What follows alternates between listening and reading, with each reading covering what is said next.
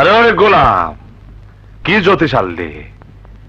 1 ঘন্টা ধরে আমার ভবিষ্যৎ খুঁজতেছে, আর এতক্ষণ তো আমি পুরা দেশে ভবিষ্যৎ করে দিতে পারতাম। না না, উনি খুব ভালো জ্যোতিষ।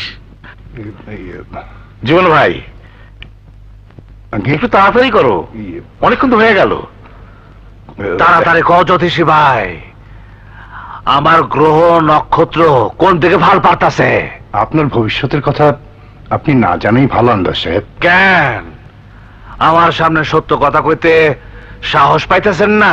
সত্য কথা বলতে সাহসের প্রয়োজন হয় না আন্দাজ সাহেব, সত্য কথা সহ্য করার জন্য সাহসের প্রয়োজন হয়। আরে কোন রকম ভয় পায়েন না, যা কর কয়ে যান। আপনার ভালোর দিন শেষ।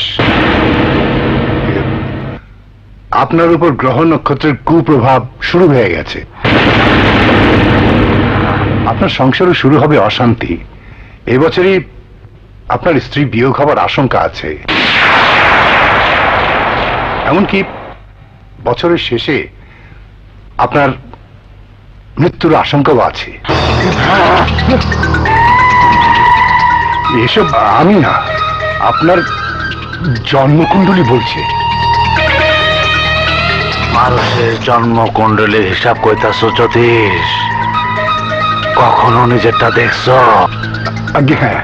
কি দেখছো তোমার জন্মকুণ্ডলীতে? তুমি কয়দিন বাঁচবা? ভগবানের কৃপায় 100 বর্ষ আয়ু আছে আমার।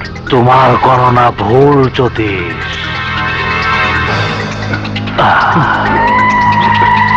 আমি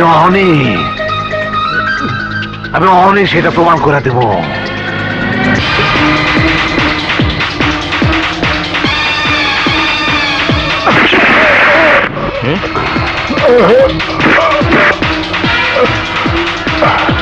কি করলেন? হ্যাঁ, নিরীহ মানুষটাকে খুন করে ফেললেন? আমার সামনে দাঁড়ায় কইব আমি শেষ হয়ে যাব, আমি সহ্য করব?